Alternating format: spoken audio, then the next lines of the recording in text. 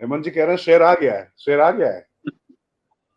नहीं, शेर आ गया है, लेकिन शेरों की पूरी टोली है ना भारतीय जनता पार्टी में। राष्ट्रीय स्वयंसेवक, जो अभी हेमंत जी बोल रहे थे, बिल्कुल सही है कि राष्ट्रीय स्वयंसेवक संघ एक एक शेर को सर्कस में निकालता है, सारे शेरों की सर्कस में कसरत नहीं कराता वो। तो अच्छा, रिंग मास्टर जब आरएसएस ही है, बाकी सब शेर ही है। नहीं, देखिए क्या है कि जब 2017 में आप जैसे हेमंत जी ने कहा, 2017 में जब मुख्यमंत्री बनाया गया योगी आदित्यनाथ जी को, तो उसके पीछे एक रणनीति ये थी कि जब हिंदुत्व का चेहरा विकास पुरुष बन गया, तो राष्ट्रीय स्वयंसेवक संघ और भारतीय जनता पार्टी, हिंदुत्व तो उसका प्राण है। तो जब जिन्ना की मजार पे पुष्पांजलि देने के बाद जो हिंदुत्व का सबसे बड़ा चेहरा थे लाल कृष्ण आडवाणी जी, जब वो विवाद से घिर गए, तो विवाद से घिरने के बाद फिर ये हुआ कि अब हिंदुत्व तो काउंटर हो गया, यानी संघ के पास अब हिंदुत्व का कोई व्यक्ति नहीं। तो वहां पे हिंदुत्व के रूप में प्रोजेक्ट किया गया किसको? नरेंद्र मोदी जी को। और आपको याद होगा वो गोधरा सहित तमाम ऐसे विषय आए जिसको लेकर नरेंद्र मोदी जी विवादों से भी घिरे, लेकिन उससे उनका व्यक्तित्व भी और उनका प्रभाव भी बढ़ा और वो राष्ट्रीय स्तर के एक नेता के रूप में स्थापित हुए।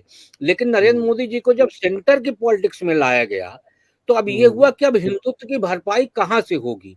तो हिंदुत्व की भरपाई फिर हुई भगवाधारी योगी आदित्यनाथ जी के माध्यम से। और आज आज जो हम बात कर रहे हैं, तो संघ के पास मंडल और कमंडल दोनों है।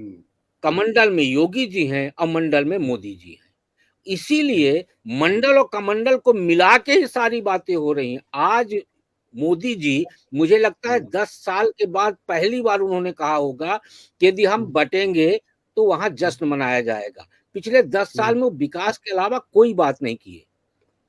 तो अब ये भी महसूस हो रहा है कि नहीं, हमको अपनी धुरी पे वापस लौटना होगा, क्योंकि विकास की गाड़ी लंबी यात्रा पूरी नहीं कर सकती और हिंदुत्व की गाड़ी किसी भी यात्रा का अंत नहीं करती है, वो एक लंबी यात्रा पे निकलती है। तो इसलिए अब जो पहले हिंदुत्व का चेहरा विकास पुरुष में परिवर्तित हुए, वो वापस फिर से हिंदुत्व का चेहरा बन रहे हैं। और जो हिंदुत्व का चेहरा पहले राज्य स्तर पर सीमित था, वो राष्ट्रीय स्तर पर स्थापित किया जा रहा है। जैसे हेमंत जी ने कहा कि हैदराबाद में, सच्चाई है कि हैदराबाद नगर निगम चुनाव में योगी जी गए, इसके अलावा जो भी विधानसभा और लोकसभा के चुनाव होते हैं, उसमें तमाम राज्यों में योगी जी की डिमांड होती है।